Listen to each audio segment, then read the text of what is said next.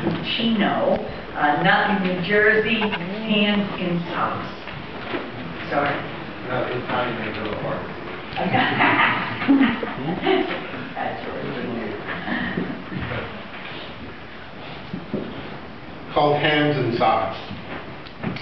He sat on the old couch, his head on the homemade cover of the old pillow, snoring, mouth open, under the bright Afghan blanket Aunt Julia knitted.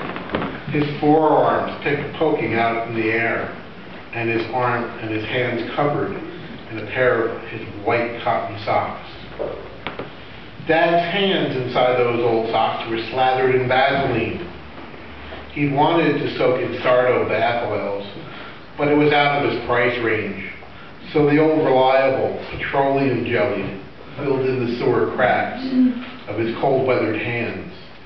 He couldn't hold a nail if he wore warm gloves on those cold New Jersey days to protect his leathered hands from splinters and grit.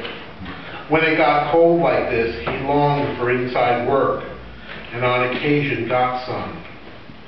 So I watched him snoring, his hands twitching, and his semi-conscious look around when his dream was interrupted by the feeling of socks on his greasy hands. He blinked, looked at the socks, looked at the TV, then me, and nodded back into his fitful sleep.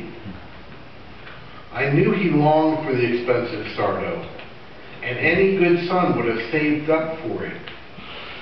But I had little compassion for his misery, even as I watched it, and never moved to ease his pain.